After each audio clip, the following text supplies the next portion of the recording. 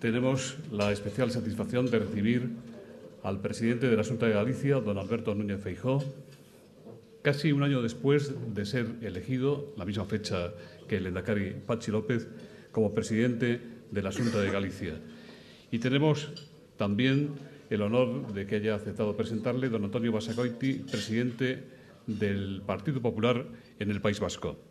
La tribuna es suya.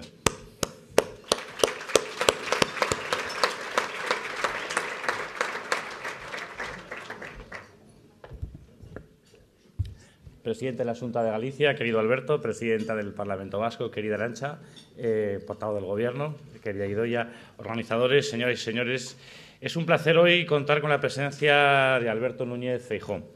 Gallegos y vascos tenemos vínculos muy estrechos, cosidos con muchos años de historia y que nos han permitido crecer. El progreso y el crecimiento de Euskadi le debe mucho al esfuerzo y al trabajo de miles de gallegos que han terminado echando raíces en esta tierra y que con el amor a Galicia y sus costumbres han contribuido a ensanchar un poco más la pluralidad que siempre ha convivido dentro de la sociedad vasca. Los gallegos saben que en el País Vasco tienen una casa. Alberto Núñez Feijóo es un ejemplo de político con mayúsculas, moderno, abierto, que tiene la virtud de conectar perfectamente con los problemas que de verdad preocupan a los ciudadanos. Es un político que no pierde el tiempo ni se enreda en discusiones de las que no se entera nadie y sabe perfectamente dónde tiene que dedicar sus esfuerzos. La clave de su éxito en Galicia ha sido ponerse al servicio de lo que la mayoría de la sociedad demandaba. Es un político de los que escucha y de los que gusta escuchar y de los que deberíamos tomar ejemplo todos los que nos dedicamos a los asuntos públicos. En política estamos para resolver problemas y no para crear otros. Por encima de partidismos y de ideologías está el trabajo al servicio de los ciudadanos. Alberto Núñez Feijóo está demostrando que se puede defender a Galicia y el interés de los gallegos sin enfrentarlo artificialmente al conjunto de España, utilizando un discurso sereno y sensato. Es un político íntegro, verdadero, que siempre va de frente y que no se esconde ante ningún debate, capaz de representar un discurso de regeneración institucional que denuncia los excesos y los gastos superfluos de la Administración como los de sus predecesores.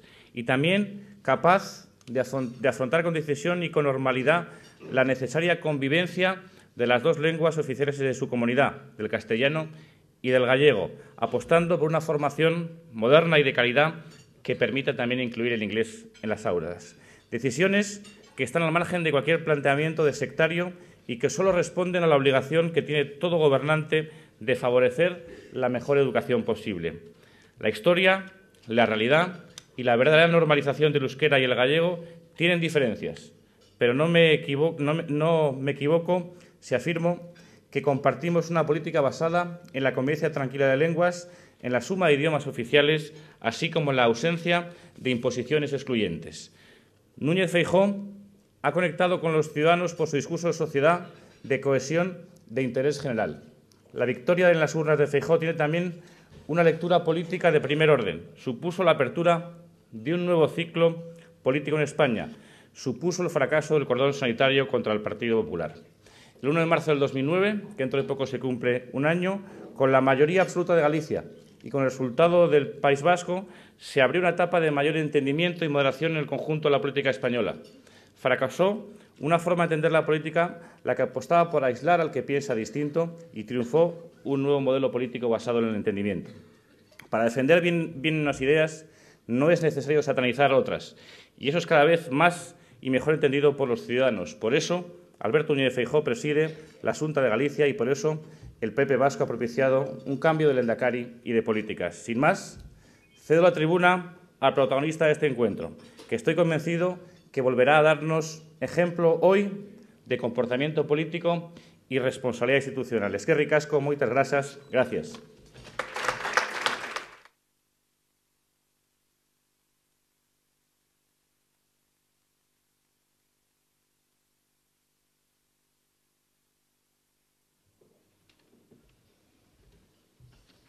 Muchas gracias. Muy buenos días a todos. Les agradezco mucho su presencia en este desayuno y le agradezco mucho a los patrocinadores, a la BBK y a Petronor, la posibilidad que nos da el poder hablar desde Galicia, en Bilbao, y poder hablar desde una de las comunidades autónomas junto con Euskadi y Cataluña que han tenido una importantísima actuación en la historia de España, en la historia de todos. Querido presidente del Partido Popular en Euskadi, querida presidenta del Parlamento, portavoz del Gobierno vasco, señoras y señores, queridos amigos. Pocos pensamientos sintetizan mejor el sentimiento de la Galicia de hoy que uno que corresponde a un bilbaíno ilustre. A un bilbaíno ilustre que nos dejó un inmenso legado filosófico. Me estoy refiriendo a Miguel de Unamuno.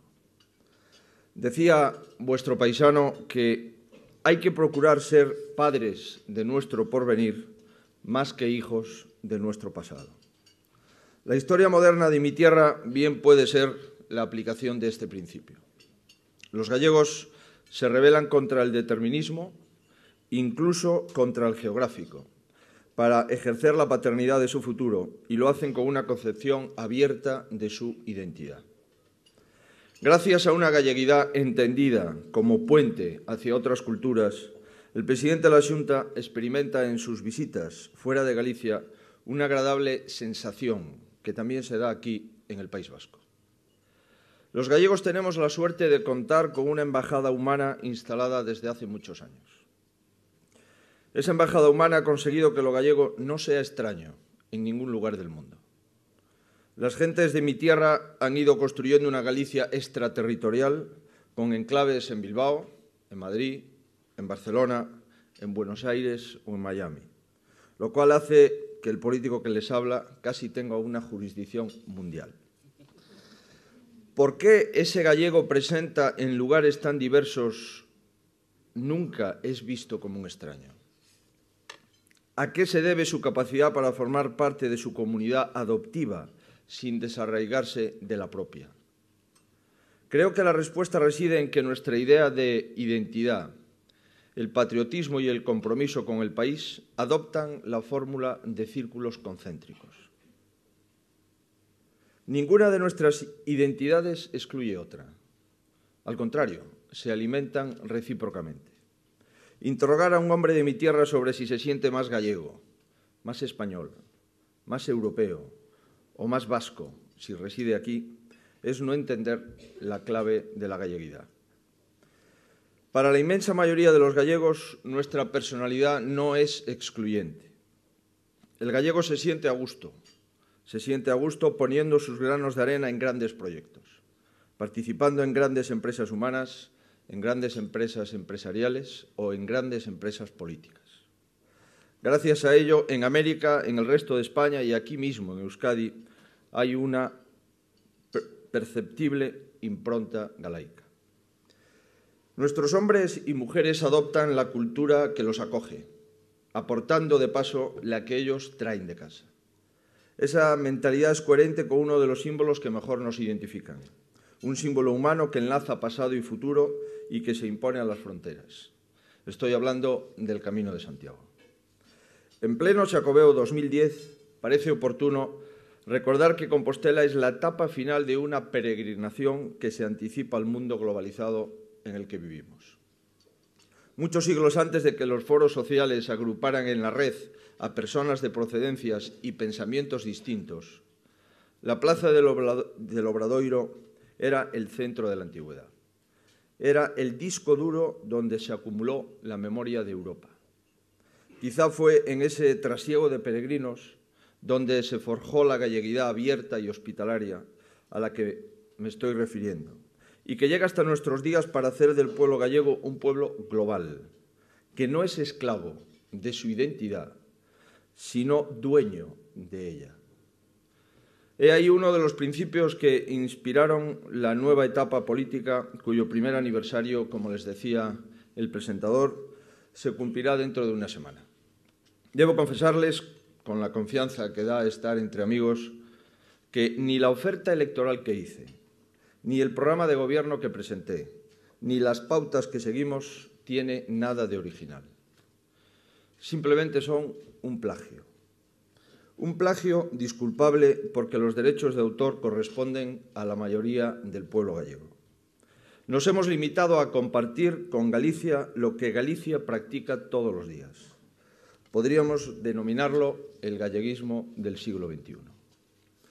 Para conseguir, o mejor dicho, para seguir los consejos de Unamuno y ser padres del porvenir, no vale intentar amoldar un país a postulados que son tan respetables como anacrónicos. No puede gobernarnos el pasado. Es preciso preguntarse qué nuevas herramientas precisa una comunidad como la nuestra para que la globalización sea una ola a la que subirse y no un percance bajo el que perecer. La respuesta la encontramos en nosotros mismos.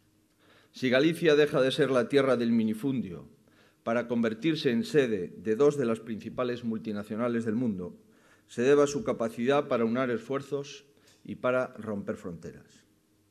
Surge de ahí la idea de una Galicia global y cooperativa, que siga aquella máxima del primer presidente de nuestra democracia de raíces gallegas, Adolfo Suárez. Adolfo Suárez sintetizó su tarea diciendo que era preciso convertir en políticamente normal lo que en la calle es normal. Había que trasladar ese aforismo a la política autonómica gallega y así lo estamos haciendo. Una de las convicciones del Gobierno del que formo parte es conseguir que en los próximos años lo normal entre mis paisanos no sea el localismo, sino la cooperación. Y de ahí nuestro empeño en aunar voluntades de diferentes sectores y administraciones en pos de objetivos compartidos. Lo normal entre la sociedad gallega es el realismo ante la situación económica. Saben lo que está sucediendo y no se engañan a sí mismos con fantasías. Por ello, insistí desde el mismo instante de mi toma de posesión en no ocultar la dimensión de la crisis, en tomar ejemplo de la reducción de gastos superfluos que se produce en todos los hogares y en establecer un orden de prioridades que amortiguase las consecuencias del temporal económico y financiero en el que estamos. Tenemos, en consecuencia, una administración más ligera, más austera y una política presupuestaria que cumplió en el 2009 los principios de estabilidad presupuestaria, que creo que hemos de cumplir todas las administraciones públicas. Lo normal y lo mayoritario en la sociedad gallega es un sentimiento de pertenencia a la España común y de amor a la Galicia nuestra, lo cual explica una política que busca implicar a la comunidad autónoma en las cuestiones de Estado. Las desavenencias con la Administración central, como las que se producen a propósito o se produjeron a propósito de la financiación autonómica, o las que se están produciendo con mucha intensidad actualmente a propósito de la reordenación del mapa financiero, es decir, de las cajas, no se basan nunca en la invocación de privilegios desde Galicia, sino en la defensa de la equidad. Reclamamos lo nuestro en nombre de los intereses gallegos, pero también en defensa de una idea de España solidaria, que se plasma en la Constitución y no siempre se lleva a la acción de gobierno. Lo normal, lo mayoritario y lo habitual en Galicia es la convivencia armónica de sus lenguas y el deseo de manejar otras que nos hagan más capaces en el mundo de hoy. Ese plurilingüismo que forma parte de la identidad diversa, nacida en el Camino de Santiago, es algo inherente al galleguismo del siglo XXI al que antes les aludía. Por eso las polémicas que se producen en torno a esta cuestión ocultan muchas veces una pugna por regresar al pasado y hacer de los idiomas una frontera adicional. Como cualquier otro demócrata y humanista, creo que son las lenguas las que han de estar en función de las personas y no las personas en función de las lenguas. Los idiomas son instrumentos de comunicación en poder del ser humano y no al revés. Defiendo y defenderé siempre el gallego porque é o vínculo da nosa propia historia. Un lazo que nos une a todos os galegos de hoxe e un legado que deixaremos aos nosos fillos. É un monumento vivo construído por moitas xeracións, no que se expresan de maneira xenuína os nosos sentimentos. Pero defenderlo, usarlo, cultivarlo, no equivale a imponer un monolingüismo ajeno a nuestra sociedad y a nuestro tiempo. Ni en la pedagogía, ni en las lenguas, ni en nada vale el principio de que la letra con sangre entra. Por ese camino que algunos se empeñan en seguir, el porvenir de la riqueza lingüística de Galicia, de Euskadi y de España entera sería muy incierto. Afortunadamente, la mayoría social ha elegido otro rumbo bien distinto. Queridos amigos, les decía antes que un presidente gallego cuenta con la ventaja adicional de esas embajadas humanas, que son los centros gallegos, como los centros de Bilbao, de Baracaldo y del conjunto de la geografía del País Vasco. Esos centros que sus compatriotas han ido abriendo por todo el mapa. Nunca está uno del todo fuera de Galicia.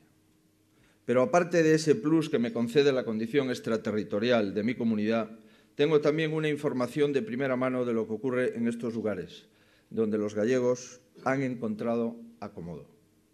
Gracias a ellos, los gallegos, de allá sabemos que el País Vasco es un pueblo en marcha, que se siente orgulloso de la diversidad que le han aportado gentes procedentes de otras tierras. Sabemos que la convivencia se va imponiendo definitivamente al terror y que los sacrificios dolorosos de tantas y tantas víctimas han abierto de par en par las ventanas de la libertad. Entre esos sacrificios está el de un gallego que fue fiel a esas identidades compartidas que definen a los hombres de mi tierra. Miguel Ángel Blanco era español, era vasco y era gallego. Era un ser libre. Siguiendo la estela de sus antepasados, creyó que se podían compartir los patriotismos. A la vista está que no estaba equivocado. Como diría Unamuno, Miguel Ángel fue un padre de vuestro porvenir, pero también es el nuestro y el de todos. Muchas gracias.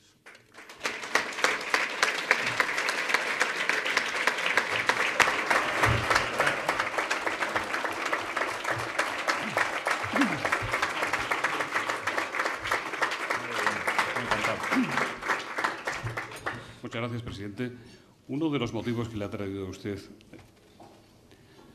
a Euskadi es invitarnos a ir a Galicia con motivo del Xacobeo 2010. Hay muchos y buenos motivos para ello, desde luego. Y también usted ha reconocido que la crisis económica le está influyendo en la evolución del turismo y que le gustaría que la economía tirara más. Le preguntan qué objetivos tiene la Xunta en relación con el Xacobeo, cuya organización y campaña han criticado desde el Ayuntamiento de Santiago, no solo el alcalde, que es del PSOE, sino también, aunque de distinta forma y con matices, el grupo municipal del PP. ¿Qué expectativas tiene usted? ¿Cómo va la gestión de ingresos por patrocinio para costear el programa del Xacobeo?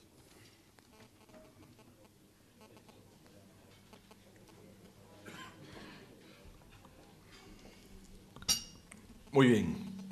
Bien, el Xacobeo, como ustedes saben, es un hecho ya muy consolidado, que ocurra lo que ocurra con los políticos o con las políticas, va a seguir siendo un hecho trascendental en Galicia y también en las comunidades autónomas por donde transcurren los caminos, que son la mayoría de las comunidades autónomas de España. Precisamente el pasado 9 de febrero en Roncesvalles iniciábamos formalmente el Camino de Santiago con los príncipes y 5 presidentes de comunidades autónomas, Euskadi, Navarra, Castilla y León, Cantabria y Galicia, junto con La Rioja, y nos comprometíamos a hacer un Xacobeo, otra vez más, una seña de identidad de España y una seña de identidad de nuestras comunidades autónomas. Está ocurriendo efectivamente que hay algunos comentarios sobre el Xacobeo por parte de algunos alcaldes y lamentablemente creo que es un error.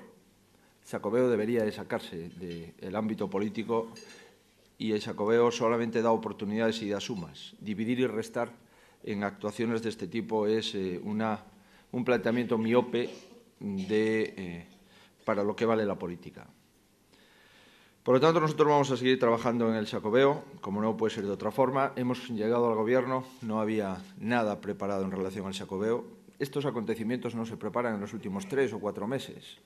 Estos acontecimientos se preparan con 2 años de antelación, como se preparan los grandes acontecimientos en cualquier país. Es cierto que en el mes de abril no teníamos programación de Xacobeo, la tenemos cerrada, la iremos presentando a medida que interese y no toda de golpe, y en este momento lo que le puedo asegurar es que la programación del Xacobeo prácticamente está cerrada y está cerrada con la antelación suficiente que nos permita tener éxito desde el punto de vista de visitantes.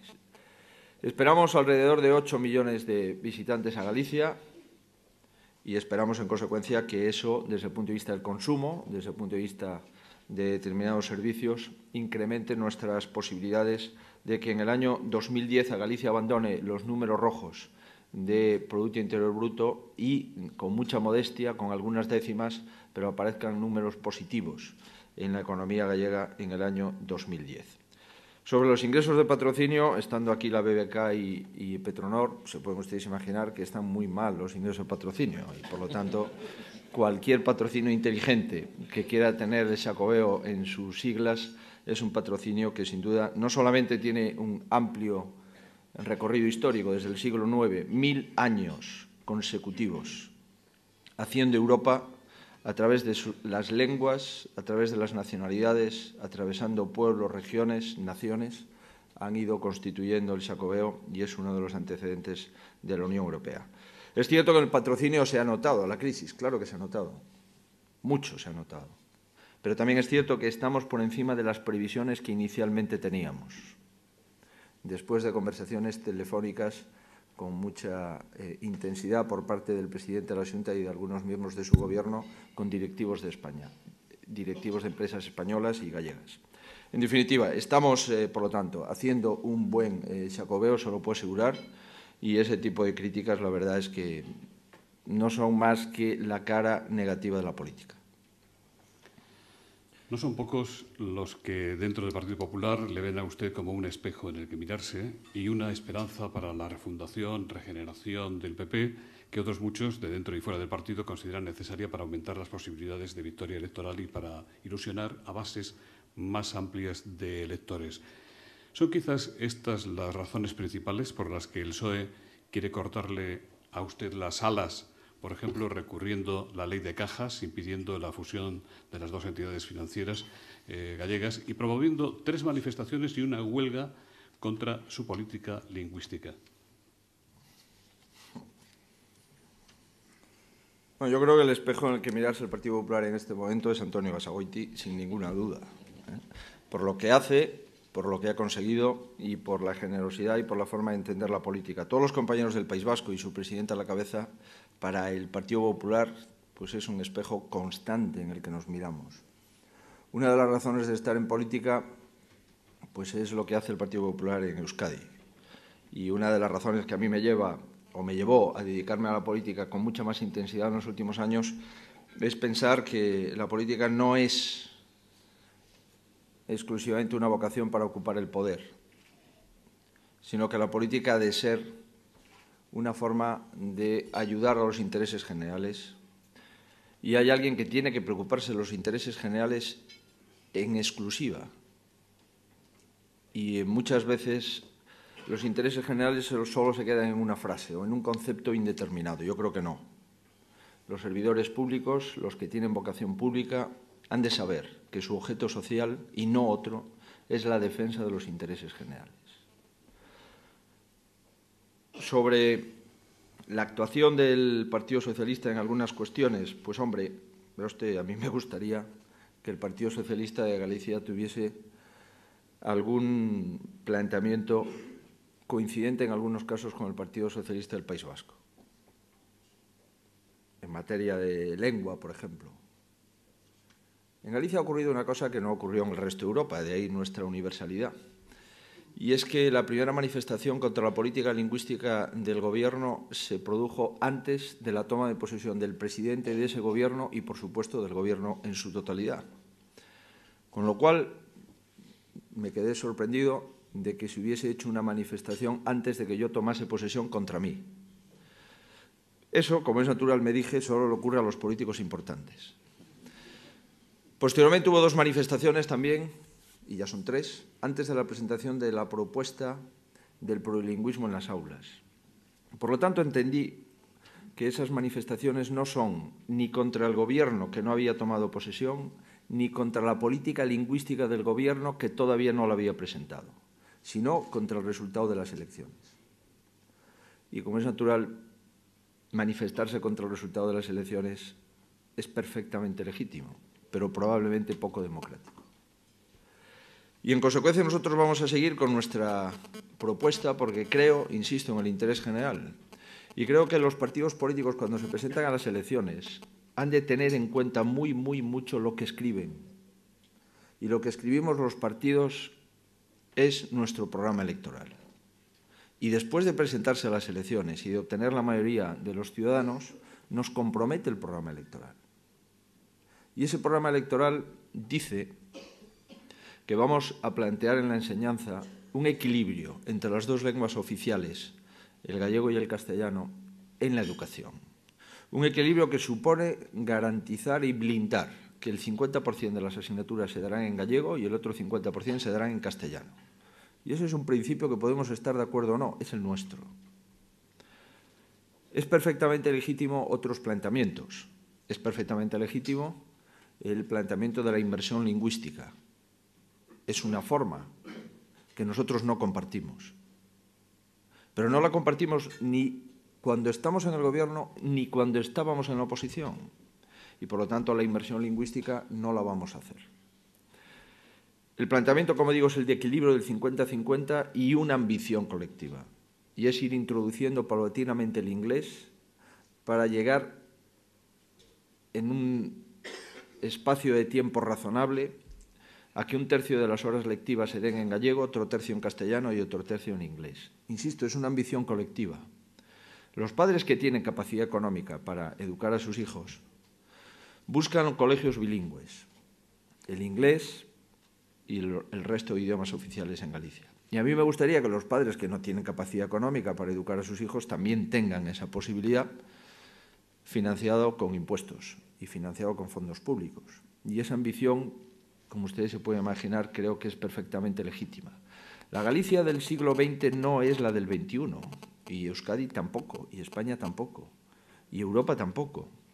Y lo que hemos de ver es si la educación le da las herramientas suficientes a la juventud para poder abrirse camino. Y hoy es imprescindible como herramienta el conocimiento de una tercera lengua, básicamente el inglés. Hay algunos, insisto, que les gusta más el monolingüismo y prescindir de una lengua. A nosotros nos gusta mantener las 2 y conseguir una tercera. Insisto, preferimos 3 que una. Y este es el planteamiento que tenemos. Sobre la ley de cajas, nosotros lo que pretendemos exclusivamente es, en este escenario de concentración financiera, en este escenario de 45 cajas a, esto sabe el presidente de la BBK, pero por lo que oímos a 15 en la primera vuelta, menos en la segunda, en fin, no sabemos exactamente el número de cajas, pero desde luego al menos la mitad de las que hay, nos parece que antes de que una caja grande absorba a una de las 2 cajas gallegas, nos parece que la mejor opción es la fusión del ahorro gallego para hacer una gran caja gallega que se convertiría en la 5ª de España por número de depósitos. Como solamente tenemos estas 2 alternativas, hay otros que tienen otras alternativas, que es seguir en solitario por la solidez de sus cuentas.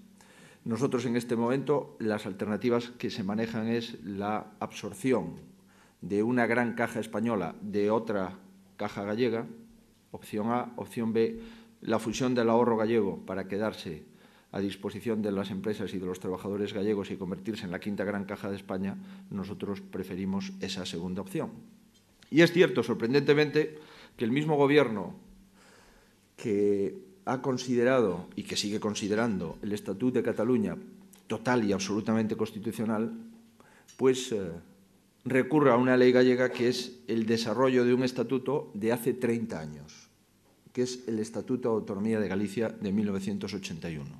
Y es sorprendente que la ley gallega, simplemente por estar escrita en gallego, supongo que será por eso nada más, y siendo coincidente con otras leyes que están escritas en catalán, o en euskera, o en castellano, la nuestra, por el hecho de estar escrita en gallego, se mande al Constitucional, insisto, siendo coincidente con otras leyes que están escritas en otros idiomas oficiales de España, y a esas otras leyes no se ha recurrido, y a la gallega sí se ha recurrido. Pero, en fin, espero y deseo que el sentido común vuelva otra vez y que podamos levantar ese recurso, porque lo que hay detrás no es un recurso a una ley. Lo que hay detrás es el bloqueo de la posibilidad de que Galicia tenga una caja.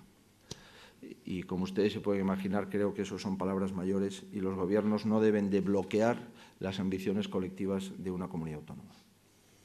Presidente, este tema de la fusión de las cajas aquí en el País Vasco es bastante recurrente en estos desayunos, naturalmente hablando de las cajas de Euskadi. Mañana hay una nueva ronda de negociaciones entre la Xunta, representada por 2 de sus consejeros, y el Gobierno, que ha designado al secretario de Estado, Gaspar Zarrías, para encontrar soluciones para la fusión o no de las cajas de ahorro gallegas.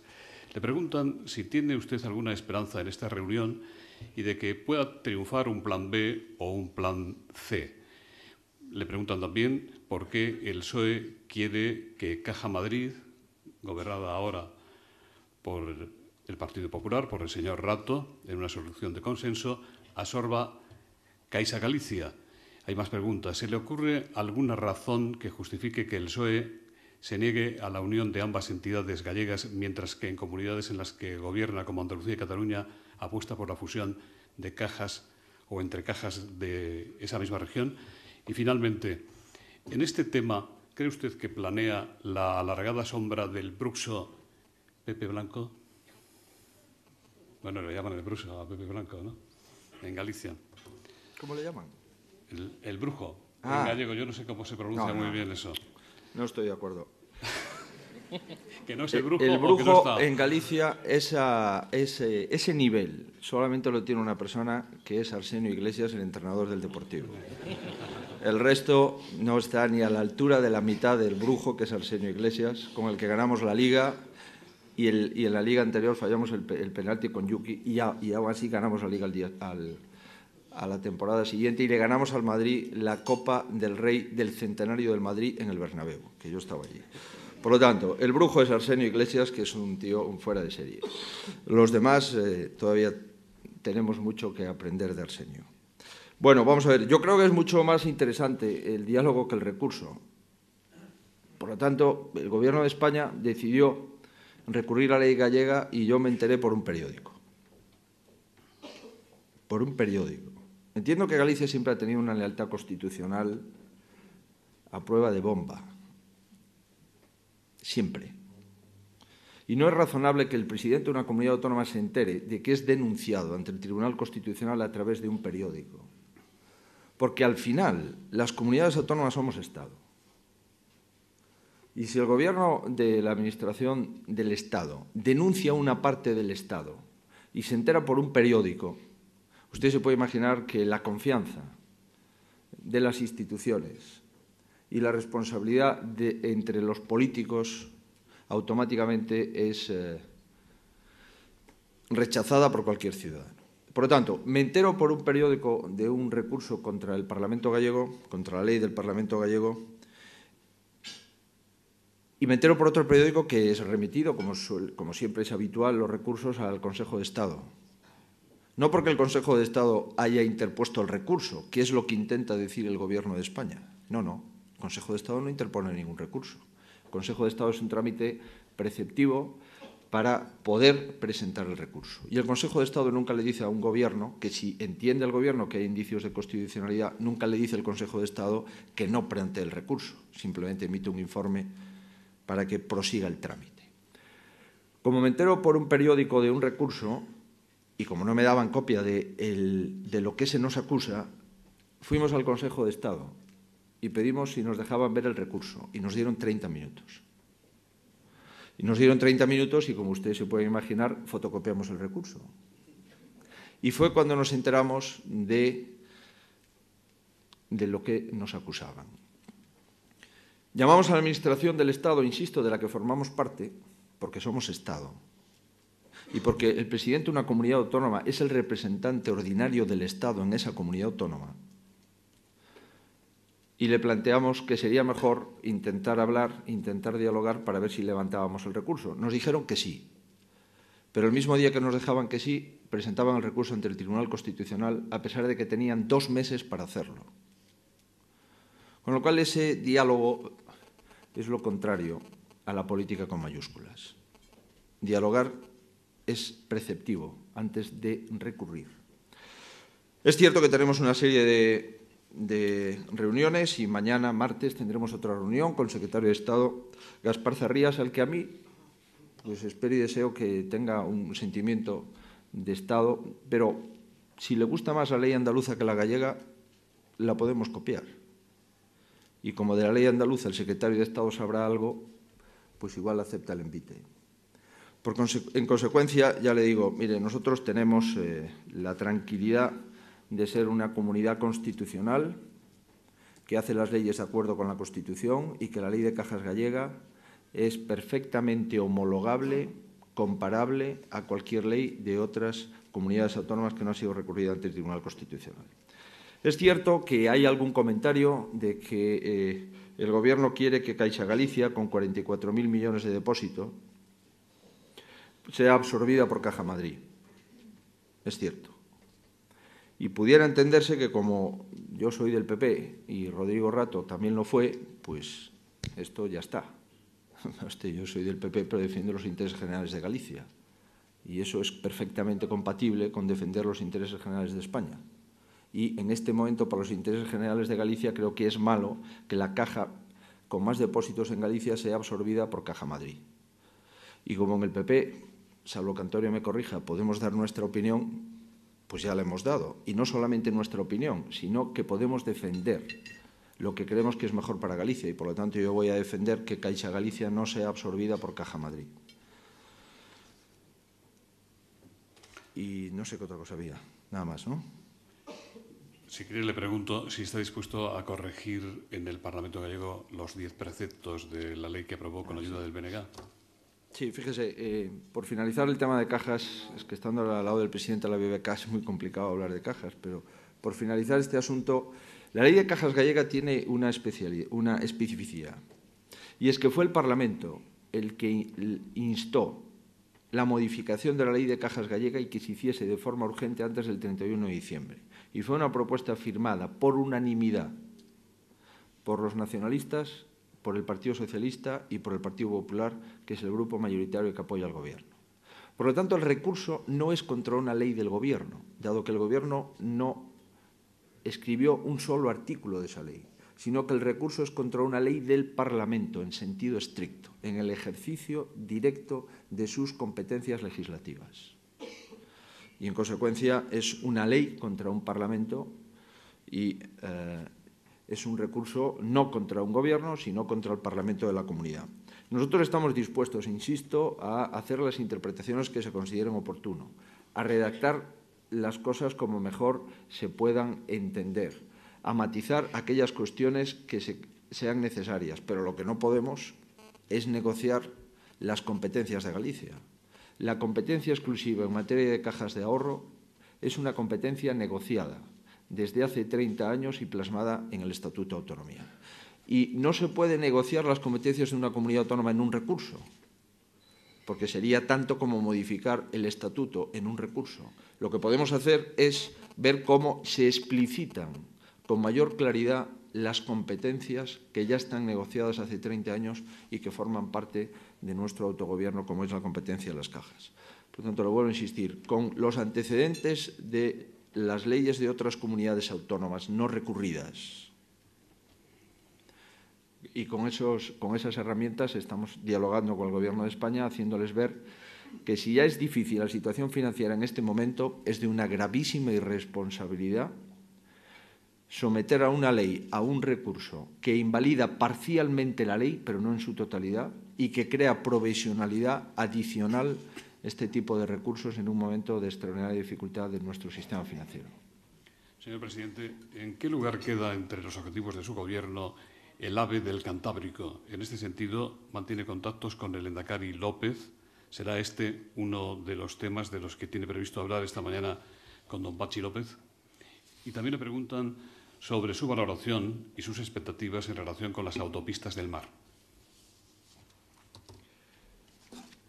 Mira, la semana pasada veríamos un tramo de autopista que se inicia en Ferrol y que llega justamente al centro de Lugo, que es Vilalba. Es la autopista que veníamos soñando desde hace años y es para nosotros la autovía del Cantábrico. Esa autovía del Cantábrico, que en el tramo gallego hemos hecho con dinero de la comunidad autónoma, tiene que seguir hasta Francia. Ya está finalizada en el País Vasco y en Cantabria, de Cantabria a Asturias, creo que también, y faltan tramos entre Asturias y Galicia. Esa autovía es una autovía que va a modificar muy sustancialmente nuestra economía y nuestra forma de entender España. Y es que las ciudades más importantes entre Galicia y Madrid son Valladolid y poco más. Digo, las ciudades importantes por donde atraviesa la autovía de la Meseta. Y nosotros hemos vivido siempre de espaldas al Cantábrico y abiertos hacia la Meseta. Y, sin embargo, las ciudades más importantes entre Galicia y Francia son muchísimas. Está Gijón y Asturias, está Cantabria y están las capitales vascas. Y hemos vivido de espaldas a todas las comunidades autónomas del Cantábrico porque no tenemos comunicación. Espero que en el año 11 o el año 12, no sin ciertos retrasos, tengamos la autovía del Cantábrico acabada. De tal forma que entre Galicia y Francia tenemos muchísimas ciudades y mucho más importantes que entre Galicia y Madrid. Y ese es un momento muy importante para nosotros, que somos el córner de Europa, de conectarnos con Asturias, Cantabria y el País Vasco en horas. Por lo tanto, el AVE del Cantábrico no debe ser un sueño. Y de hecho no veo yo, porque entre Cantabria y el País Vasco puede haber un AVE y no puede haberlo entre Cantabria, Asturias y Galicia. Nosotros no vamos a archivar la ambición de conectarnos con un tren de alta velocidad por la cornisa cantábrica. Nos parece que sería absurdo, tanto para la comunidad gallega como para la posibilidad de que la región norte de Portugal pueda entrar en Francia por el norte y no tenga que bajar a Lisboa y entrar por Extremadura a Madrid y de Madrid a Zaragoza, Barcelona. Por lo tanto, el AVE del Cantábrico creo que debe de ser una ambición. Desde luego los gallegos no vamos a renunciar a ella. Somos conscientes de la situación económica y financiera en la que tenemos y somos conscientes de nuestras prioridades. Y la prioridad en este momento es acabar la autovía del Cantábrico y conectarnos con AVE entre las ciudades gallegas, junto con Porto y también con Madrid. Pero el AVE del Cantábrico sigue siendo algo que debería estar en la agenda y así lo vamos a plantear siempre. Esta es una cuestión, ya le digo, que para nosotros tiene su importancia. Antonio Delso dice que ayer Zapatero, una vez más, pidió la ayuda del PP y de Rajoy, ya no por él, por Zapatero, sino por España, en el tema del llamado pacto anticrisis. Le pregunta Antonio Delso si tienen razón quienes critican a Rajoy y al Partido Popular por falta de propuestas para combatir la crisis. ¿Cuáles son las medidas que usted ve urgentes y necesarias, por ejemplo, en materia laboral y tributaria? También le preguntan si podría explicarnos qué política se está aplicando en Galicia para ayudar a las empresas a salir de la crisis. Bueno, usted sabe que los gobiernos tenemos un compromiso constitucional, estatutario, que es gobernar. Y no podemos escondernos detrás del consenso para omitir nuestras responsabilidades. Si hay algo que no es delegable, es la obligación de gobernar. Y, por lo tanto, el consenso no puede ser una excusa para hacer una dejación de funciones. Lo preocupante de que exista en este momento la necesidad de un pacto de Estado es que surge de una incapacidad demostrada por un gobierno que ahora se ocurre tener un pacto de Estado. Oiga, es que el pacto de Estado sobre la crisis debería haberse planteado hace 2 años, cuando se negaba la existencia del problema. Pero lo cierto es que no es razonable que el Gobierno ponga a la oposición ante una disyuntiva. Ante la disyuntiva de la adhesión inquebrantable a lo que propone o a la inculpación por no adherirse a lo que propone el Gobierno. Porque si no, sitúa a la oposición en una situación muy complicada. O haces lo que yo te digo o eres culpable de esta situación. Y eso produce un desasosiego político evidente. Y es evidente que en España hay 2 políticas económicas distintas, la del Partido Socialista y la del Partido Popular. 2 políticas económicas, en algunos casos, muy distintas. Y, por lo tanto, estamos ante 2 modelos económicos donde uno de ellos no puede decirle al otro que o haces lo que yo te digo o, si no, pues no está siendo leal con España, ¿no? Y eso creo que no es razonable. Fíjese, en el País Vasco hay un pacto en este momento desde el primer minuto. Hay 2 partidos que han decidido formar un gobierno, uno de ellos apoyando y otro gobernando. Desde el primer minuto, las cosas claras. Aquí el pacto llega 6 años más tarde. Y además llega un pacto después de que durante muchos años había un partido con el que no se podía hablar, con el que no se podía dialogar, con el que no se podía discutir, incluso con el que casi nadie podía ni debía pactar. Es evidente que eso ya pasó y ahora estamos en una situación económica y financiera muy complicada para nuestro país. Pero cuando se quiere pactar, se puede pactar. Y ese es el ejemplo de Euskadi, entre el Partido Socialista y el Partido Popular. Y cuando no se quiere pactar, pues hay muchas dificultades al respecto, ¿no? Y eso yo creo que es la actitud que ha demostrado, en mi opinión, el Gobierno de España en relación con el partido mayoritario y con el partido de alternativa. Por lo tanto, creo que no está siendo bien planteado desde el principio.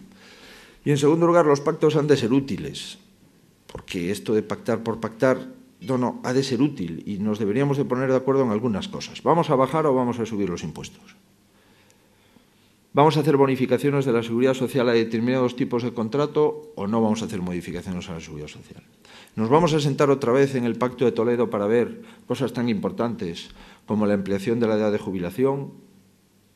¿O, por el contrario, se puede plantear desde una rueda de prensa este proyecto de posponer la edad de jubilación semanas más tarde, matizarlo, incluso retirarlo, y ahora no sabemos si vuelve a estar o no dentro de las propuestas que el Gobierno maneja? Bueno, pues en fin, hay un contexto de provisionalidad del Gobierno que es muy difícil en este momento saber interpretar y es muy difícil, como le digo, sumarse a un proyecto que no se sabe a dónde va. Y nadie puede acompañar a otro cuando no sabe a dónde va. Sería bueno, en todo caso, creo, establecer algunas, al menos, si no es un pacto en su totalidad, un pacto en algunas cuestiones, pero que sea útil de verdad. Eso es lo que más nos gustaría. Sobre medidas que se pueden plantear, bueno, nosotros hemos planteado una serie de medidas desde el punto de vista contractual, desde el punto de vista de bonificaciones a la seguridad social para determinados tipos de contrato, desde el punto de vista de reducir a determinados productos y a determinados mercados el IVA, desde el punto de vista de reducir también el impuesto de sociedades a determinadas empresas, pequeña y mediana empresa. Bueno, nuestro elenco de medidas económicas y de medidas laborales está presentado 6 veces, lo hemos hecho. Probablemente no con acierto, pero lo cierto es que se sabe lo que queremos y, sobre todo, también se sabe lo que no queremos. Y sobre medidas que hayamos implementado en Galicia, pues mire, hay una que nos parece que no es una medida financiera o económica de profunda ahorro presupuestario, pero sí da un margen, ¿no? Sí da una idea. Y es que cuando las familias están prescindiendo de lo superfluo, cuando se está prescindiendo de determinados gastos para llegar a fin de mes, lo lógico es que el Gobierno deba hacerlo también. Y hemos reducido un 50% el número de altos cargos en Galicia. Un 50%. Y hemos reducido un 30% el número de asesores que tiene el presidente de la Xunta y sus conselleiros. Y hemos reducido un 25% el número de departamentos, de consejerías que tiene el Gobierno. Y para el año 2010 hemos pensado que no solamente deberíamos de congelar nuestro salario, y hemos reducido un 3% el salario de todo el Gobierno, incluido los directores generales de todas las empresas públicas, organismos autónomos, entes públicos empresariales, etcétera, etcétera, etcétera.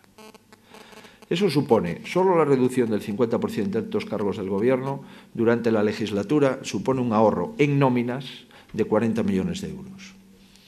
Dirán ustedes, bueno, pues esto no es mucho. Bueno, no es mucho, pero se da un mensaje de confianza y un mensaje de comportamiento ético frente a la crisis. Creemos que ese plan de austeridad es un plan que debería de haberse implementado todas las administraciones públicas desde hace tiempo, desde hace al menos un par de años, cuando empezó la crisis. En el año 2009 podíamos optar por dos formas de cerrar el ejercicio, gastando más de lo que teníamos o no pagando lo que debíamos. Y hemos optado por la fórmula de pagar lo que debemos y de cerrar el ejercicio del año 2009 en el marco de la estabilidad presupuestaria. Es decir, un déficit por debajo del 1% del PIB. Si el Gobierno de España estuviese cerrando el ejercicio en el ámbito de la estabilidad presupuestaria, le puedo asegurar que haríamos un buen servicio a la confianza de los emprendedores y de los mercados, y le puedo asegurar que estaríamos dando un buen ejemplo en la Unión Europea. En Galicia lo hemos hecho, no con pocos sacrificios, pero en el año 2009 la comunidad ha cerrado sus cuentas de acuerdo con el marco de la Ley de Estabilidad Presupuestaria, que es una de las propuestas que en este momento está haciendo el Partido Popular a nivel de España. Le preguntan si cree usted, presidente, que la figura del rey ha sido utilizada por el PSOE para promover la adhesión del PP a las políticas de Zapatero.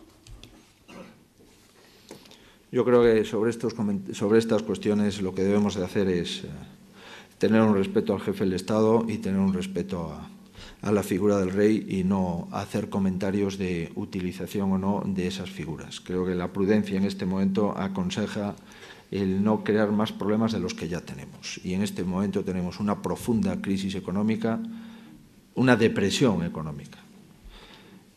Y con esto ya es suficiente como para ahondar en otros planteamientos que afectan a instituciones que deben de quedar al margen del debate político.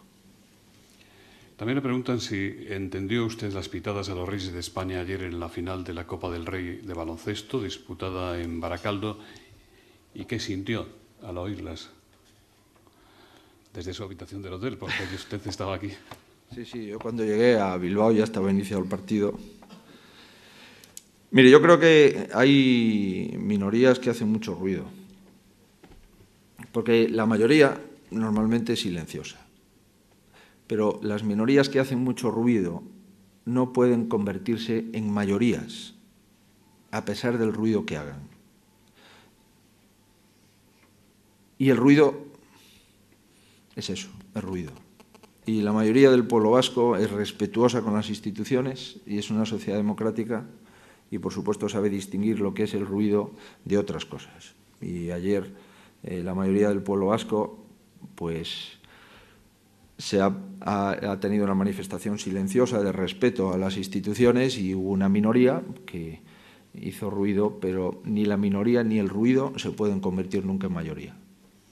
Desde el Museo Benedicto dicen, refiriéndonos a los emigrantes gallegos en el exterior y los del exterior en Galicia, ¿en qué proporciones estamos ahora? Rosario Aguirre le pregunta si van a hacer ustedes algo para modificar las normas electorales que permiten a hijos y nietos de gallegos que no han pisado nunca Galicia disfrutar de privilegios especiales en las elecciones autonómicas como si los gallegos del exterior fueran la quinta provincia de la comunidad. Bueno, aquí hay un debate antiguo en la comunidad que cada vez tiene mayor trascendencia por la modificación a través de la Ley de Memoria Histórica de determinados artículos de la nacionalidad. Es evidente que yo soy presidente de la comunidad autónoma a pesar del voto a la emigración. Me explico. Llevábamos mucho tiempo pidiendo que el voto a la emigración, dado el incremento exponencial del censo de residentes ausentes y, por lo tanto, el incremento exponencial de personas que tenían derecho a voto sin haber vivido, incluso nacido en Galicia, era necesario, dado el impacto electoral que supone este derecho,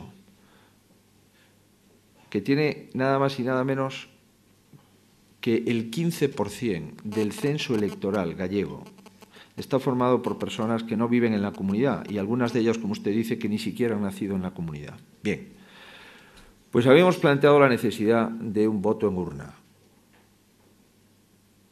Habíamos planteado la necesidad obvia en una democracia consolidada como la gallega, con una democracia occidental, europea, de que no se puede votar en las acas de correos venezolano, cubano, argentino. No da fiabilidad. Y lo mínimo que se puede hacer cuando uno vota es acreditar la personalidad a través de su documento de identidad. Y delante de un funcionario público, votar.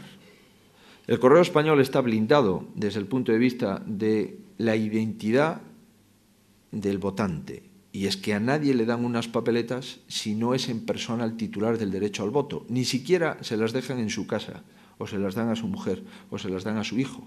En ningún caso. Solo se las dan a la persona titular del derecho. Y esa persona titular del derecho no puede votar por persona interpuesta, sino que tiene que ir él a la estafeta de correos, enseñar otra vez su documento nacional de identidad y votar. Pues bien, las acas del correo venezolano, o del correo cubano, o del correo argentino, ni acreditan quién vota, ni acredita a quién se le da la papeleta para votar. Y por eso le planteamos al Gobierno de España la necesidad imperiosa, dado que nos jugábamos el resultado de las elecciones autonómicas gallegas, la necesidad imperiosa de establecer un sistema de voto, bien un voto en urna, en los consulados, en las embajadas, en los centros gallegos, en los centros españoles, o un voto telemático. Y es que hay sistemas informáticos para poder votar previamente acreditando la identidad del que vota. No fue así. El Partido Popular ganó con 39 escaños, uno más de la mayoría absoluta, y cuando vino el voto exterior, bajamos un escaño. Si hubiésemos sacado 38 escaños, que es la mayoría absoluta exacta, cuando venía el voto exterior hubiésemos bajado uno, y ya se sabe, el Partido Popular tiene muchas dificultades para gobernar aunque gane, y por lo tanto estaríamos en la oposición. Y habría un enorme debate en la sociedad gallega sobre esta cuestión. Por lo tanto, hemos planteado desde el principio, hace años, de la necesidad de regular el voto en urna. Y en relación con las elecciones municipales, hemos también planteado la necesidad de hacer un planteamiento de, como usted dice, si las personas que no han nacido en Galicia y por lo tanto no conocen ni el municipio al que votan, ni a los candidatos, por supuesto, para ser alcaldes, si es razonable o no que tengan derecho al voto en las elecciones municipales. Y este planteamiento está abierto y creo que la sociedad gallega no va a tener las mínimas garantías democráticas de su ejercicio al voto mientras no se regulen estas cuestiones con claridad y con transparencia. Le pregunto, presidente, si está de acuerdo usted con el Lehendakari López cuando dice que para hacer política hay que cortar los hilos con los terroristas y cuando reitera su estrategia de tolerancia cero con quienes apoyan a ETA. Pero claro, no puedo estar más de acuerdo, ¿no? Es evidente que el terrorismo y el Estado de Derecho es justamente la contraposición más evidente, y es que un Estado de Derecho no admite personas que estén en contra del Estado de Derecho ni lo respeten, incluso más, que solo lo utilicen para la defensa de sus privilegios y que lo asalten permanentemente en relación con los derechos de los demás. Por lo tanto, no puedo estar más a favor. Es lo que ha hecho el partido al que pertenezco y ha dicho el partido al que pertenezco desde el principio de la democracia y, por lo tanto, desde el principio de los tiempos. Esa es una fórmula en la que estoy convencido participan todos los partidos en Euskadi y en la que estoy convencido es la única forma posible de gobernar. Ante los terroristas solamente cabe el Estado de Derecho. No hay otros atajos ni otras fórmulas. Y el que quiera hacer otra cosa que no sea la utilización del Estado de Derecho se equivoca. Y la historia ha acreditado que solamente el Estado de Derecho ha dado resultados frente a terrorismo en España y en cualquier otro país del mundo, ¿no? Por lo tanto, el Estado de Derecho es la garantía de la libertad. Luis Cañada, el presidente del Foro Marítimo Vasco, le pregunta si nos puede dar usted detalles sobre la industria y el sector naval en Galicia, sobre su situación actual, cómo ve el futuro de los buques oceanográficos de CIES. También le preguntan cómo valoran desde la Xunta la actuación del Gobierno en relación con las políticas de pesca, en particular en relación con la suspensión de capturas de atún, que parece inevitable que se adopte uno de estos días. Bien, sobre el tema naval, pues es evidente que Galicia tenía una carga de trabajo importante en la industria naval y que en este momento, como consecuencia pues, de la bajada de los fletes, como consecuencia de la bajada del consumo, consecuencia de todo ello de la crisis económica, pues está en una situación complicada. Y además el sector naval es un sector, la construcción naval es una construcción que tiene mucha dependencia financiera y es que es necesario financiar un barco y necesitas liquidez y que las cañerías financieras funcionen, porque si no el astillero tiene muchas dificultades para poder hacer ese trabajo que cobra pues cuando finaliza o desde luego que adelanta en muchos casos unas cuantías muy importantes, ¿no? Por lo tanto, desde el punto de vista de la industria naval tenemos dos problemas. La bajada de los fletes como consecuencia de la bajada de la actividad económica en general y el atasco en las cañerías financieras para la financiación de un gran buque que tiene un coste y, por lo tanto, unos gastos financieros enormes, ¿no? Pero, en todo caso, en fin, estamos ayudando a la industria. Hay astilleros que creemos que no van a tener problemas y habrá otros que tengan tensiones como consecuencia de los dos problemas que acabo de anticipar. Sobre el tema de la pesca.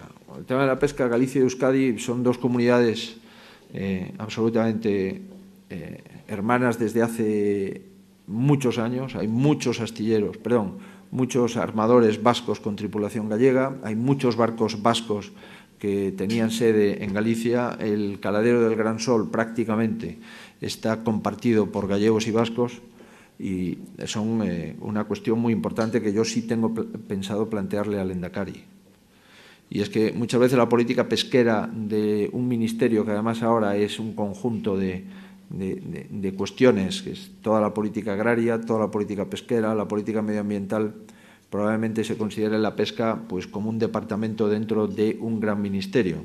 Y la pesca para Euskadi y para Galicia es no solamente una forma de vivir, para nosotros es el 11% del Producto Interior Bruto, y el tema de la anchoa, el tema del atún, el tema de todos los planteamientos que se están haciendo en Europa con la pesca nos preocupan y nos ocupan muchísimo. Y si hay comunidades autónomas que saben de pesca, desde luego es Galicia y el País Vasco. Por lo tanto, esas cuestiones nos preocupan y yo le plantearé al Lehendakari la posibilidad de que antes de que haya reuniones de ministros de pesca en Europa, pues hablar para establecer, si es posible, una estrategia y convencer al Gobierno de España que la pesca para un país como España es algo fundamental.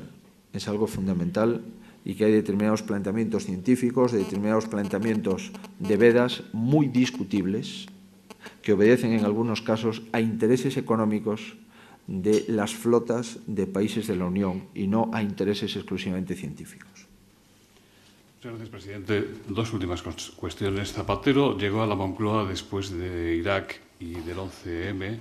Núñez Feijóo tras los excesos del anterior presidente.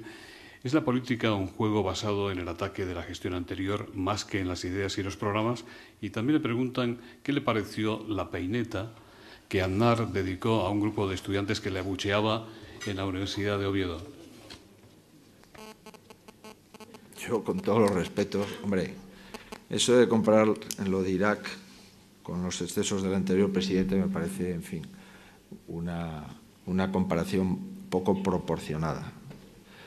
Nosotros hemos llegado al Gobierno de Galicia, lo he intentado explicar, porque hemos plagiado los sentimientos de la mayoría del pueblo gallego.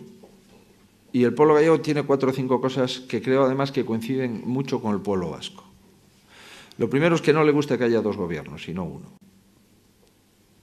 Lo segundo es que no le gusta esto de que un gobierno diga una cosa por la mañana y otra parte del gobierno otra por la tarde, porque da una sensación de desasosiego y de inseguridad muy importante.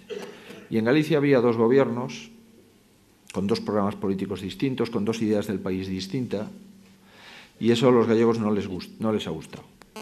También es cierto que los gallegos somos un pueblo pues modesto, que nos gusta vivir de acuerdo con nuestras posibilidades y no por encima.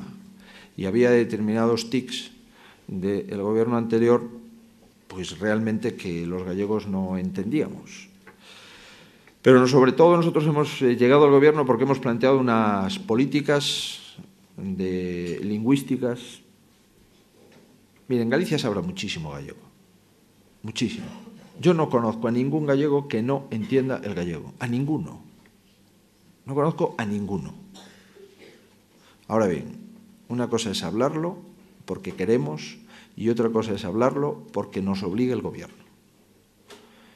Y eso no. Decirle a un gallego que no defiende su idioma es como decirle que no es gallego. Pero los idiomas se defienden desde la cordialidad. Y la cordialidad de las calles, la cordialidad de las casas, la cordialidad lingüística que tenemos en las familias, en las calles, en las cafeterías, pues hay que llevarla a las aulas.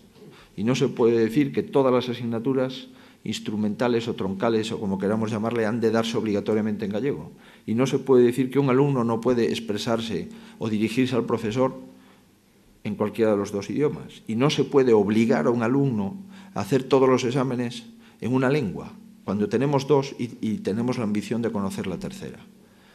Y en Galicia hemos llegado al gobierno pues porque planteábamos que hemos de recuperar otra vez la cordialidad lingüística, que hemos de recuperar otra vez el sentido de la mesura en la gestión de los fondos públicos y que hemos de recuperar otra vez lo que nos une y no lo que nos separa. Galicia es una ciudad europea de menos de 3 millones de habitantes. Y si tenemos un concepto global de nuestra comunidad autónoma, si somos capaces de ir limando los localismos innecesarios y perversos, y eso no significa en ningún caso que las realidades de las ciudades no debamos de protegerlas. Al contrario, determinada competencia interna es bueno para cualquier comunidad autónoma, pero una competencia interna que lleva a la destrucción de la fuerza de la unión de 3 millones de habitantes es un localismo del siglo pasado y ya no estamos para esto. Hemos de sumar nuestras capacidades universitarias, nuestras capacidades aeroportuarias, nuestras capacidades territoriales, nuestras capacidades de ahorro. Hemos de ser una ciudad europea del siglo XXI con menos de 3 millones de habitantes, que es lo que es Galicia. Y eso era lo que a nosotros nos ha llevado, entiendo, a ganar las elecciones. Pues como usted dice, la peineta, pues es eso, es la peineta, ¿no? Creo que tiene antecedentes romanos y griegos. Son expresiones pues convencionalmente admitidas desde hace muchísimos siglos en civilizaciones que han sido la cuna del conocimiento. Y el señor Aznar es una persona privada que, como Josu, Jon y Maz, pues han decidido pues salirse de la política, o como mi admirado Nicolás Redondo Terreros, que también ha decidido ahora pues ser un tertuliano magnífico al que escucho con frecuencia por las mañanas. Y son señores que ya no tienen la responsabilidad política de primer nivel. Y por lo tanto, entiendo que debemos de admitir pues, sus decisiones personales e íntimas, como hacer ese gesto, insisto, que tiene antecedentes en la Roma o en la Grecia clásica. Lo que sí me preocupa es que usted no me hubiese hecho la otra pregunta. ¿Qué opina usted de que un expresidente del gobierno, víctima de un atentado terrorista, le llamen en la facultad del saber y de la libertad, que es una universidad, le llamen terrorista y fascista? Yo creo que esa es la pregunta. No le estoy enmendando a usted, pero es la pregunta que yo me hice. ¿Es razonable que un expresidente del gobierno votado por la mayoría de los españoles durante 8 años llegue a una facultad para expresar sus ideas y un conjunto de estudiantes universitarios le hagan ese conjunto de descalificaciones y resulta que la noticia sea el gesto de la mano del presidente y no lo otro? Pues eso quiere decir que en nuestro país deberíamos de replantearnos algunas cosas. porque si a un señor que ha sido objeto de atentado de ETA, que pudo haberle costado su vida, y si no le costó es porque tenía unas medidas de seguridad que desde luego el conjunto de los ciudadanos no pueden tener, y un señor que ha sido el presidente del Gobierno de España durante 8 años, le llaman terrorista y fascista, es que, verá usted, tenemos algún problema intelectual en algunas zonas de nuestro sistema universitario. Muchas gracias, presidente. Pues será precisamente el presidente de Petronor, don Josu Jon Imaz, el que despida el acto en nombre de Petronor y de BBK. Gracias, señor presidente. Gracias a todos ustedes. Pues yo expresaré públicamente mis convicciones íntimas y privadas en un gesto de afecto y agradecimiento al presidente de la Xunta de Galicia por estar hoy con nosotros. Yo diría que nos ha hablado de muchas cosas, queriendo simplificar y con el error que esto supone, yo reflejaría que nos ha hablado de vínculo y de porvenir. Ha empezado usted hablando de vínculo y del vínculo que une la galleguidad, los vascos, catalanes, y yo rememoraba aquella generación de los años 20, 30, de Castelao, Zamora, Carrasco y Formiguera, Maciá, Picabea, Aguirre, Irujo, que trabajaron y que crearon, yo creo que un sentimiento profundo de vínculo que todavía hasta nuestros días permanece. Pero ha ido más allá en los vínculos, hablando del Camino de Santiago. Hace ya más de 1000 años que nos une todo ese camino cultural de civilización europea, por cierto, que pasaba muy cerca de este hotel. Porque yo no quiero olvidar, y lo digo delante del presidente de la Xunta, el Camino de Santiago de la Costa, que en los años, los siglos que las tierras llanas no eran seguras por la presencia árabe, pues ha dejado entre nosotros el nombre de Santiago, diría que grababa sangre y fuego en ciudades como Bilbao, con su catedral, Vitoria, la Colegiata de la Ruza, y casi, si me permite mover un poco para casa, hasta junto a la refinería de Petronor, el barrio de Poveña. En definitiva, los vínculos son muy fuertes y esos vínculos el presidente ha querido transformarlos también en proyectos de porvenir y de futuro, hablando de infraestructuras. Y infraestructuras que evidentemente también nos unen y nos interesan conjuntamente. Y ha hablado usted de que tenemos que ser los padres de nuestro porvenir, citando a Unamuno. Usted ha hablado de vínculos, ha expresado sus ideas para crear ese porvenir y, desde luego, en nombre de Orange, de Petronor y de BBK, los patrocinadores de este foro, le agradecemos el que haya estado con nosotros y el que, además, precisamente hayamos contribuido a ese vínculo a través de la invitación con su presencia en este foro y que, además, a través de esa expresión de ideas y de proyectos en este foro hayamos entre todos, y sobre todo usted hoy, contribuido entre todos a crear un porvenir mejor. Muchas gracias, presidente.